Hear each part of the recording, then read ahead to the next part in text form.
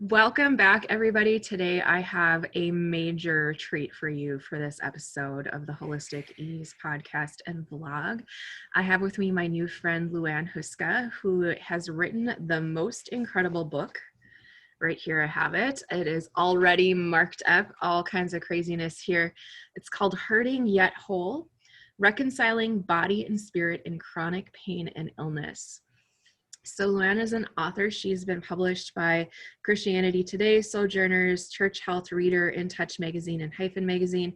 She lives in West Chicago, Illinois with her husband and 3 kids, I believe is the number, correct? Mm-hmm. And she has really, from a very deep standpoint, had to work through chronic pain and chronic illness over a long period of time, and what that has meant for her faith journey, as well as just her everyday life and how she was showing up in that. And even though she has written this book from a Christian standpoint, and I myself also am a Christian, I want to say from the get-go that I think that no matter what your faith background is, or if you don't have a faith background, that you are going to be able to take away a whole lot of goodness from this episode today. And you need this book. If you know anyone, even if you yourself have not struggled with chronic pain or chronic illness, you probably know someone who has. And if you have had a hard time understanding that person, reading this book is going to help you so much to understand what that person's going through. So welcome, Liuan. And I just am so excited that we have connected, because one of the things that we talk about on this podcast and that I talk a lot about within my work is the concept of wholeness and living more holistically, which has within it inherently the idea of wholeness.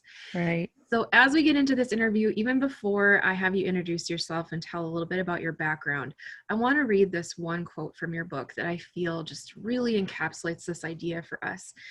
And right before this in the book, you were talking about how you were, for the 1 millionth time, having a tough conversation with God. You were sitting outside in nature. You were just kind of asking him again those same questions of, why is this happening? How am I going to get back to where my life was before? Right. How can you let this be happening to me? And you say, I felt God nudging me toward a different wholeness, a true wholeness that accounts for the pain and accepts the pieces without trying to force them back into a pre-broken state.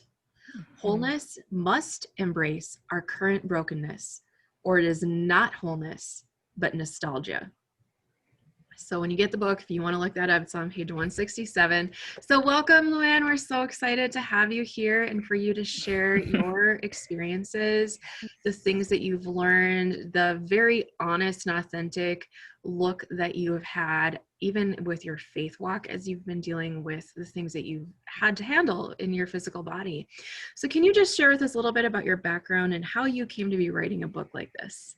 Yeah, thanks so much for being willing to dialogue. And I'm so excited to have this conversation with you because it's at the intersection of all these interests that I have around natural medicine, but also wholeness, as you said, has so many layers to it. And I think you and I both have been exploring all those layers. Yeah. Yep. But yeah, so a little bit about my background. I'm Chinese American. I moved to the United States when I was 3. I grew up in California and Southeast Texas.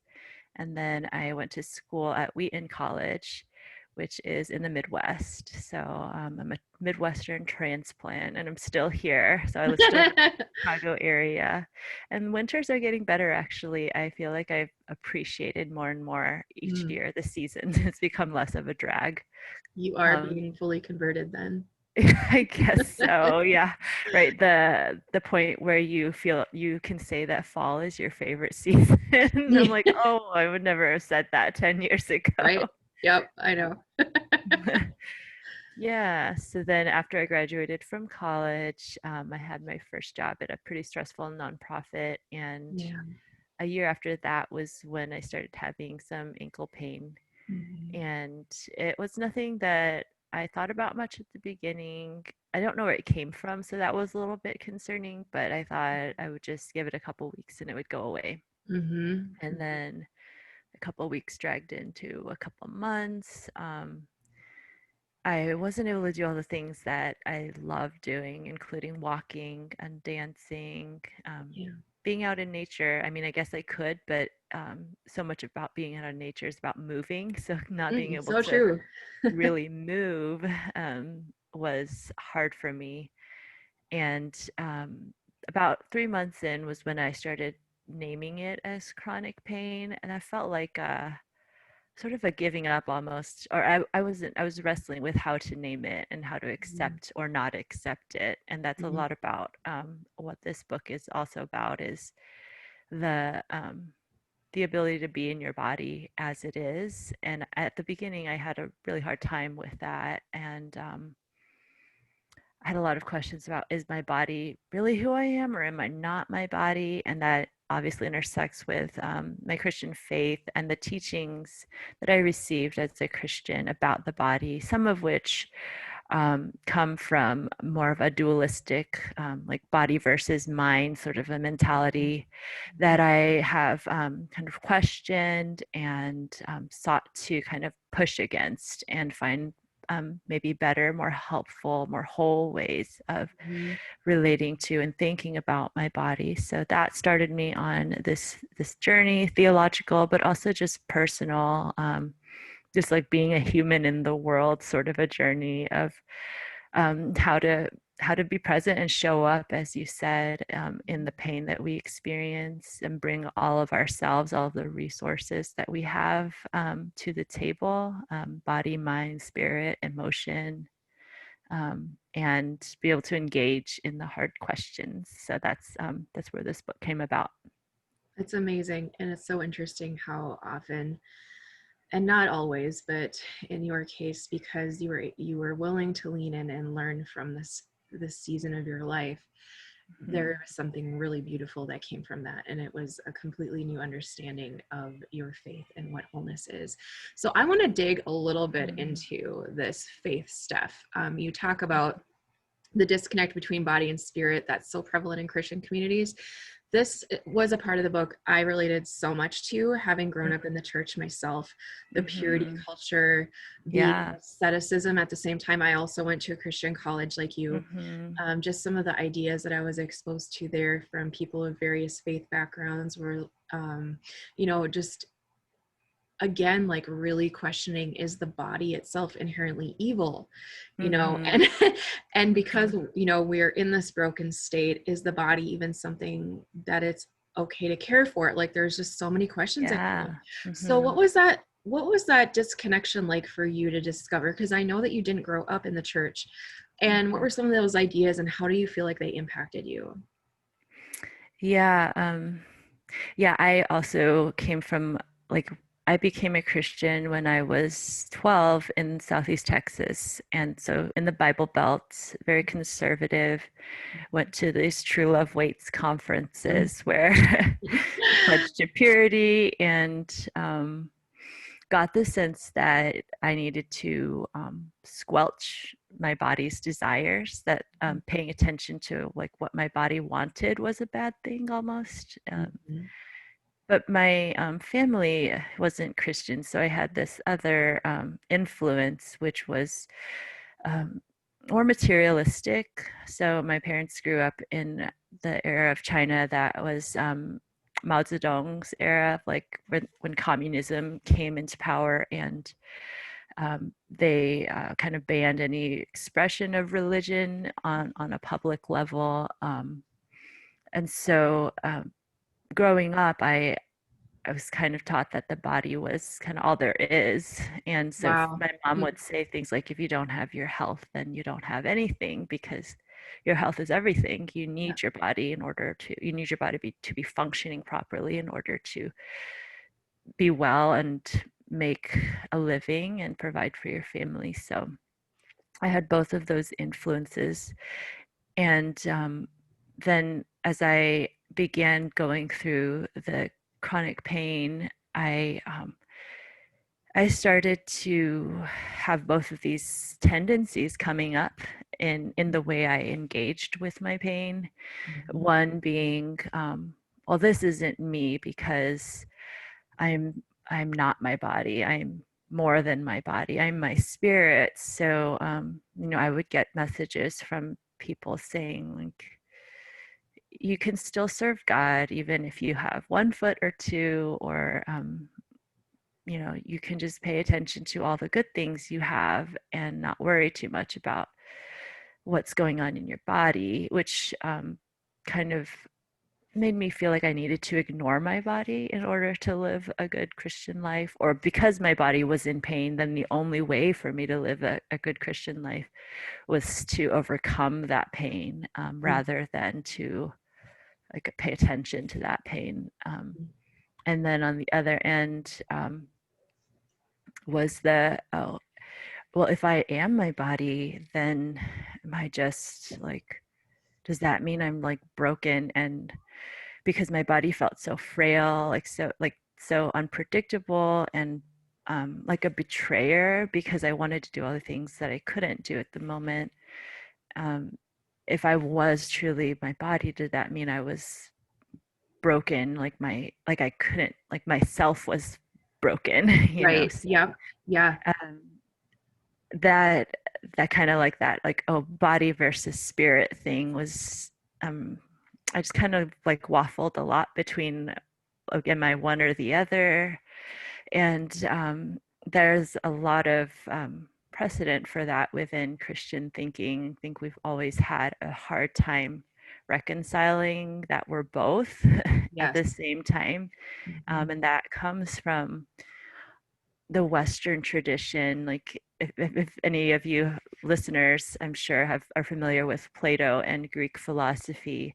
If you've taken Philosophy 101, there's like the image of, Plato has this image of, we're in a cave and we're staring at the shadows on the wall, and the shadows are like the world in front of us, like the material world, and the shadows are just a projection of the real world, which is the world of forms, which we have to like escape the cave in order to get out into this real, like, ideal world of forms. Like, everything has their like essence outside of the material realm. So, um like, basically, like, you have to escape your body in order to get to your real self. And that way of thinking also wormed its way into Christian thought, which was forming around the same time, like, as Jesus and his disciples and the early church was forming.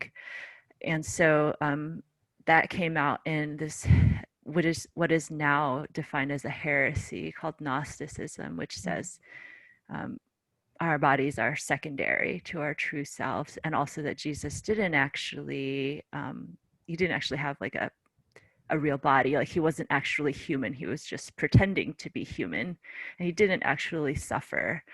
um, and so all of those things still come up again and again in, how we, understand the Christian life and the role of the body in our spiritual lives today. And everybody has a different experience, obviously, of depending on where they are in the spectrum of church, of how that comes up. But it's definitely there. It comes out in a lot of different forms.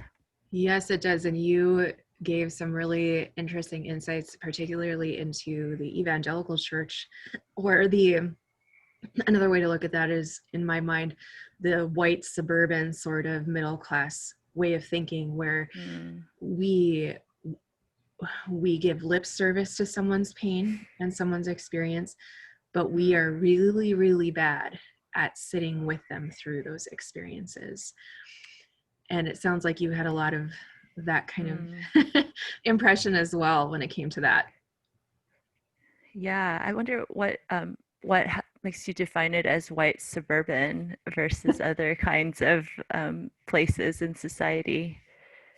um, I guess it's just because that's probably the evangelical church that I'm most exposed to, that the one Mm-hmm. that's my experience is that, um, at least in that realm, Mm-hmm. my experience has been, when I've been going through pain, Mm-hmm. people want to tell you platitudes. They want to say those Bible verses that are on the plaques Right. and on the walls. But when it Yeah. really comes to embracing suffering and even Yeah. seeing value in suffering, that seems to be very much missing, at least from my faith background. Mm-hmm. But in experiencing other faith backgrounds or even other faiths, Mhm. I've noticed a difference in value placed on suffering and how different Mhm. people approach that suffering.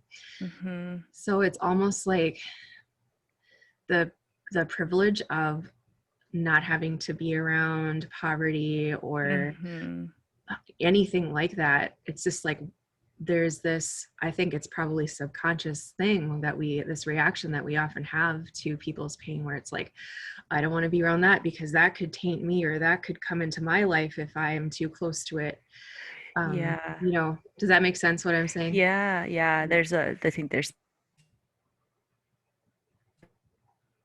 been, obviously we've seen that in the variation of marriage of the American dream with what Yes. it means to be a Christian, and a lot of that is tied to the idea of prosperity and like Yes. having a healthy, good, respectable life as part of what makes you good as a Right. person. Right.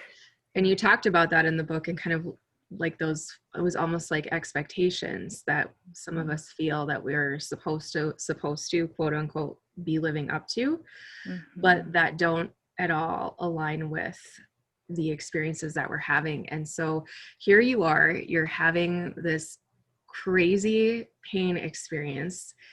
And not Mm-hmm. only are you having that, but you're having to grapple with these questions of, am I a body? Do I have a body? What is that whole existential thing Yeah. that's happening? And then you're also having to process and deal with, like, okay, well, what does that look like within the faith community and the body of Christ? And what are the different perspectives with that? And then also dealing with other people's feedback and opinions about what you should be doing or not shouldn't be Right. doing, right? Right. So, like, that's a lot of a burden to put on someone that's in a situation like that. Mm-hmm. Yeah, there was it's kind of weird. I felt like on in one sense I had like I was doing too much, and then I was not doing enough because of the different messages I was getting. So Yes. I would sometimes feel like by seeking out all these different treatments, that I was not having enough faith, that I just needed to wait on God. And then um, at the same time, I felt like uh, maybe I needed to be doing more, and that I wasn't finding the right practitioners. That I was like asking God what direction I should take next, and I didn't seem to be getting any clear sense of direction. So it was definitely very confusing to Yeah. sort out Yes. the faith component, and just like the personal, like psychological, like, am I getting too fixated on this problem thing? I Yeah. probably should have gone to counseling. Actually, it was just not a resource that I had in my mind at the time. I think I was like kind of fixated on the physical healing, but also like the praying. Yeah. Like I went to a lot of prayer ministers, Mhm. which were, some were helpful and some were not so helpful. Mhm. Someone once said to me, "Are you harboring any unforgiveness in your heart?" When I told them about my issues, and it's true that there can be a lot of emotional and past trauma sort of stuff wrapped up in how our physical symptoms manifest, but Mhm. often not the most helpful thing to just kind of label someone's experiences or physical symptoms as having only emotional or spiritual origins. I think, like, we talk about Mhm. being holistic is just a lot of layers of different things that impact how we feel at any given moment. Yes. And you, in addition to seeking the faith healing, the prayer healing sorts of things, you were also pursuing regular conventional medicine treatments as well as alternative treatments. So, can Mm-hmm. you share with us some of the things that you explored during that time, and then also what you learned through those experiences with approaching those different types of modalities? Mm-hmm. Yeah, I started out with just going to an orthopedic doctor, and went to a couple different orthopedic doctors, got an MRI, was told to take Tylenol and come back, or take ibuprofen and come back in 2 weeks, or use a walking boot and come back in 2 weeks. So I got pretty frustrated with that, obviously. Saw a chiropractor, a couple different ones. at some point, going down the the Western conventional medicine route seemed to be dead ending because I was feeling like the physicians weren't seeing me, that Mhm.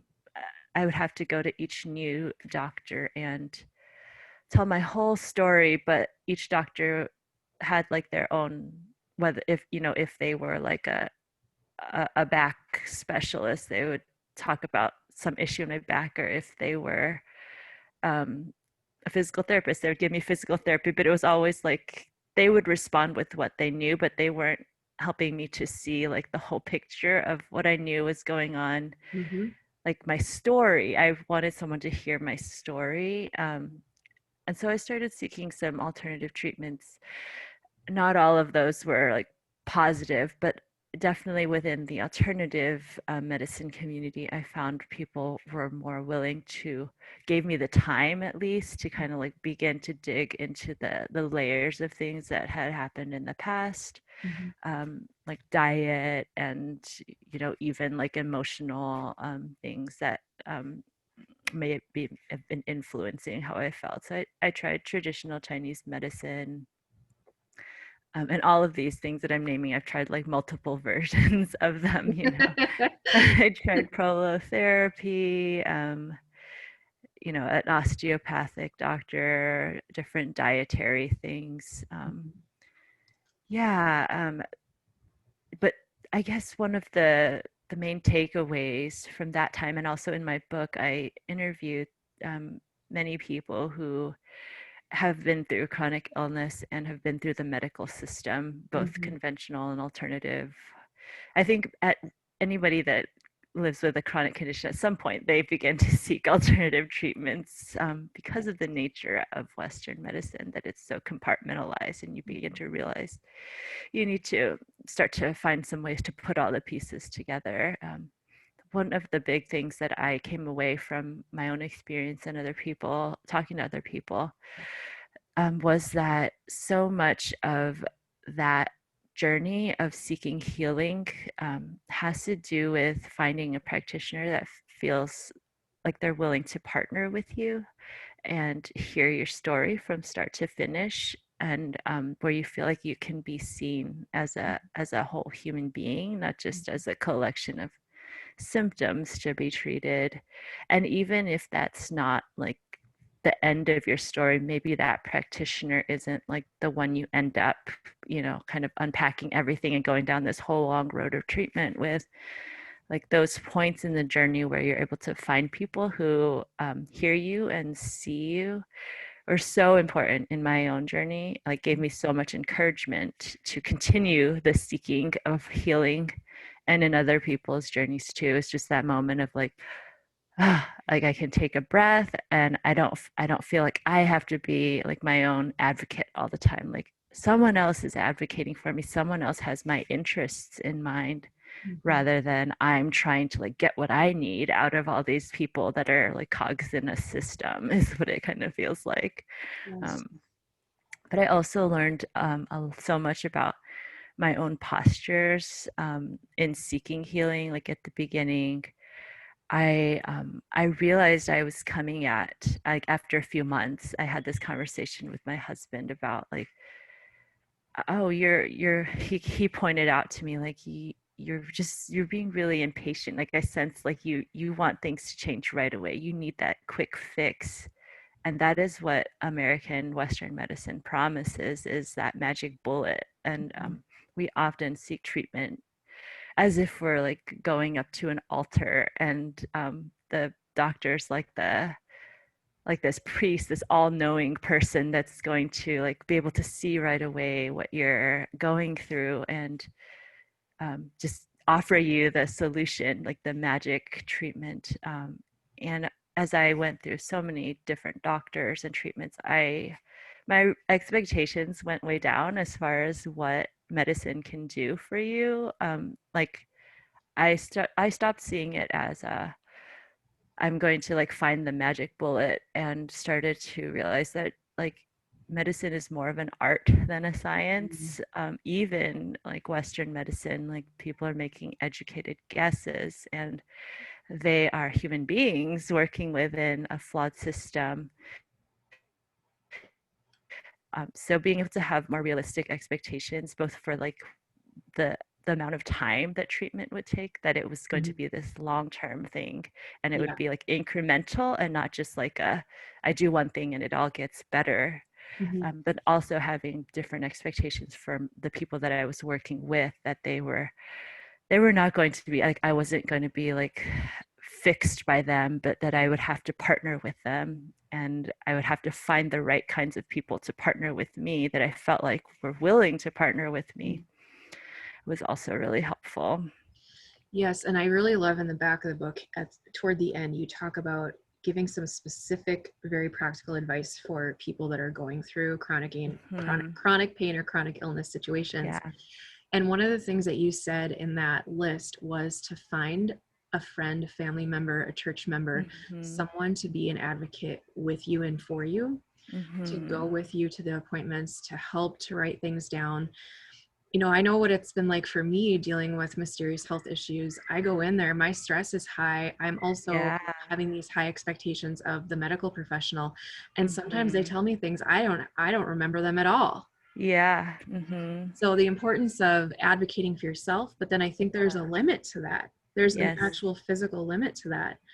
And so you all throughout the book talk about the importance of community Hmm. and how living within community is so key for anyone Hmm. who's going through chronic pain or chronic illness, but also it is crucial for the community to be around those people and to learn from them Yeah. and what they have to share. And Yeah. I really love the image that you had in one of the sections where you talked about, instead of the disabled people being in the back pews Right. on the sidelines, let's bring those Yeah. people into the center and let's learn from them and their wisdom and what they have to share. And Hmm. you really have a lot of insight to share about how this, then going through this process, impacted your faith life, your relationships, and basically your idea of what healing really is. And Hmm. you say in the book that we can experience healing even when we have Hmm. ongoing health conditions. So can you explain that? Because I think that's a really tough concept for somebody Hmm. to Hmm. understand. So how can healing happen when Yeah. you're not healed, quote unquote? Yeah, right. Yeah, like I mentioned earlier, for me at the beginning, when I was starting out seeking treatment for my pain, healing meant erasing the pain, or going back to the previous like state of perfection, you might say. I was 22 and I hadn't had any body issues before. My body had always worked however I had wanted it to, and I kind of was able to do whatever I put my mind to, and my body would follow along. Yeah. And I had that expectation that that's what healing meant. And I think some of that does come from our own, like from a Christian understanding of how our bodies were created. Because a lot of times we think about our like our experience, the state that Adam and Eve were in Eden, if you like are referring back to like the Bible story of creation, as they lived perfect lives and they didn't have any pain or any disease. And if you take into account the scientific evidence of like there's fossils from before the time that humans were on the planet that have evidence of tuberculosis and cancer. So it becomes clear that some of these things that we think of as like kind of like bad or imperfect have always been there. And so for me, that means that like imperfection has always been like part of our like state of being. And so being able to let go of what I think of as perfect has been such a key part of my healing. So for me now, like when I think about healing, at the beginning of our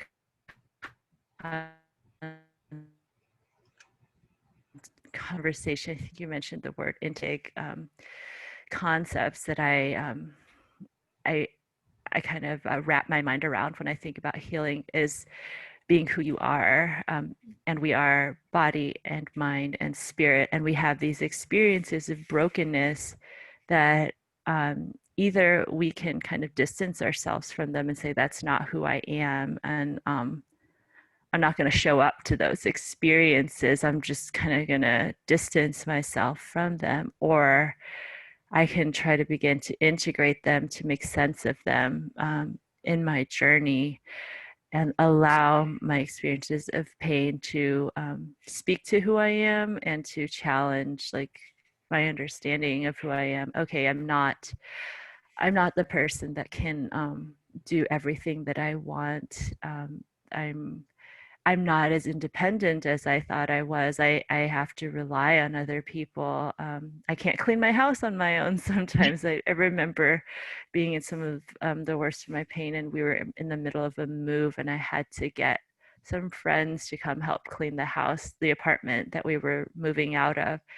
And it was so humbling because I wanted to be the person that could do it all on my own and not have to rely on other people for help, because it put me in such a position of vulnerability and also just like dependency on other people, like that I didn't like because we have so many concepts in our American society of what it means to be like a successful person, and a successful person is not someone that has to rely on other people, because then it puts you in a position of not knowing if other people will come through for you, which Mm, is vulnerable. So yes. And how we all avoid vulnerability. We will do anything to avoid it, right? yeah, yeah, we want our control. We want to know that we can plan out our days and then we can execute all of our plans accordingly. So all of those things were things I had to let go of, but I think they were all part of my healing, because it, like I said, if healing is being who you are, then I think that is a more honest assessment of who we are as human beings, as dependent, vulnerable, not whole in and of ourselves, but whole, like you mentioned, community, whole because we can rely on other people who will be there for us when we need it, that we don't have to do everything on our own. And that is where we can find our wholeness in that, like being able to let go of all those ideals, those norms, and be more honest about who we are, and more true to who we are. And I think more beautiful in the end, because we are able to be more human, not just try to be superhuman or be so much of medicine has been about transcending human limits, like modern medicine. And I think that sets up a lot of false expectations Mm. for our humanity.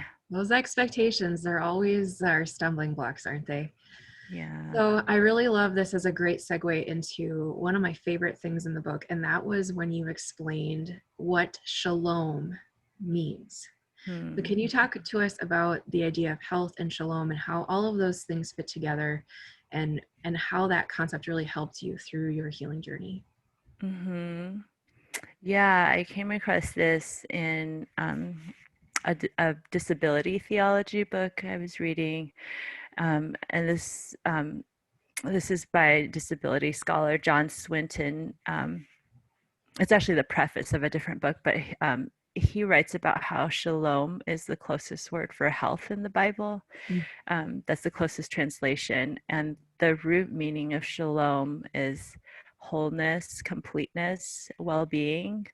So it's less about like your physical state or like the absence of illness or disease or pain, and has more to do with relationships and with the presence of God. And so I quote him in the book saying, healing always has first and foremost to do with connecting and reconnecting people with God. And one thing I would add to that is connecting and reconnecting people to each other and to creation, to the natural world. Yeah. Um, I mean, we are part of the natural world. I think we've set up this false dichotomy between humans and nature as if Mhm. humans are separate. So for me, when I think about shalom, that concept of health uh, encompasses so much more than just me going to the doctor and seeking out like relief of my pain, but has to do with like my relationships both with God, but also with the people around me, and also with like the people that I can't see, but that I'm also dependent on, like essential workers and people that pick my avocados in Mexico, and the people that pack my groceries that get delivered to me now because I don't go grocery shopping that often. um, yeah, so it has this like communal sentiment to it that I really appreciate, that it's not just health isn't just an individual pursuit, but Mhm. it is something that we have to um, address on all these different layers in Mhm. order to come to this full, whole understanding of health. Well, that brings us to one of our final questions, and that is about wholeness. So, this is the Holistic East podcast. In your book, and even in this conversation, that you've talked a lot about that idea of wholeness. So, what does that idea of wholeness look for you right now in your life? Anything else that you could add? Mm-hmm. Um, so if I were to sum up the my book in one word, it would be presence. Like learning to be present to who you are right now, your body, your pain, your environment, the people around you. So much of wholeness, like being whole for me these days, has to do with the practices that help me to be present. So I mean, basic things like breathing, like tuning into our breath, like meditation, stopping when I feel like I'm getting agitated with my children and taking deep breaths, and like realizing that my body is a resource that I can tap into in those moments when I'm like, I don't know, like I've come to the end of my rope. And that might not be kids for some people, it might be work or other relationships, or just like our national state of affairs in the pandemic. But um, in any of those moments of overwhelm, kind of coming back down into my own body is what wholeness looks like for me. Like kind of re-inhabiting my body as this place where I have to like start out from, and the place where I have wisdom, and where I can feel grounded so that I can kind of move into the challenges that I'm facing with all of myself, not just like in my mind or like my agenda, but with my body, and like the feelings and the presence that brings. Wow. Yeah. Wow. That seems like a really honest definition of wholeness. It's not filled with unrealistic expectations. It's filled with really practical, soulful, real life stuff that's honest. And I just thank you for your honesty, and Yeah. also just this incredible share that you've given through this book. One of the things that I really love, and I noticed, I don't know if it was intentional, but I noticed that a lot of your conversations with God and these realizations that you had, sometimes they were happening when you were out in nature. And Mm-hmm. that's one of the things that I do a lot in my work, is connecting other people back to nature and to the divine. And in Mm-hmm. so doing, we reconnect to ourselves. But Yeah. there's also just that practical aspect of nature sustaining us. And I understand that you and your husband were doing a bunch of urban foraging this summer. So I would love to just hear a little bit Yeah. about that and what you were doing, what you were finding. Yeah, my husband was not as involved in it. It was mostly me and my three kids. Okay.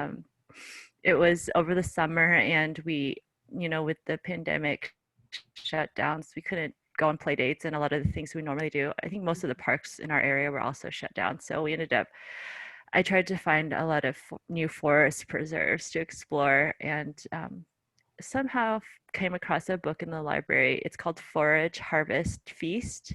Yep. And that just got me into this journey of looking at all the vegetation in nearby with new eyes is, oh, is this forageable? Is this edible? I mean, I like gardening to begin with, and my mom has always been someone that's like been aware of things that are edible that are just growing along the side of the road. And so that book kind of gave me more resources to be able Mhm. to identify like local things that were growing. So we found lots of purslane growing around us. I noticed that our neighbor's backyard was filled with weeds, which happened to be lamb's quarters, Nice. which are also very like a cousin to spinach that are very edible and delicious. They're amazing. I mean, we could have eaten lamb's quarters every day over the summer. I would have gotten really tired of it. But I also downloaded a plant identification app. So we went through the forest preserves and was able to identify elderberry. And then apparently milkweed is also edible, the shoots Mhm. of milkweed. Pokeweed is edible. That's a weed that people pull up, although it's one of those like I think in foraging community there's like things that you like are somewhat edible depending on how knowledgeable you are of how to prepare them. Yeah, So that's very true. Preparation is part of yeah, that equation when you're foraging. yeah, and finding reliable sources of information. Mhm. Like I said, being part of a community, I think that's the thing, something that we've lost, you know, in our kind of our mobile society is that we've lost those traditional foodways and that local knowledge of what plants are growing around us. So, you know, because I was stuck in the place that I was in, and we all were, that was like a new way for me to appreciate the place I was in was naming and identifying and enjoying kind of some of the abundance that nature had to offer, even though it's like kind of a, you know, like everybody's always kind of thinks of their home as boring because it's so familiar. But when you look at it with those new eyes of what is there that I haven't seen before, it can be kind of exciting. So it's like a little like travel adventure. Yeah, travel adventure, treasure hunt. You never know what you're going to find, and sometimes it really surprises you. So, Liuan, this Yeah. has been an amazing conversation. And I know after hearing this podcast and seeing this blog that people are going to want to get their hands on this book, but they're probably also going to want to connect with you. So, where can people find you? What's your websites and your social and all of that?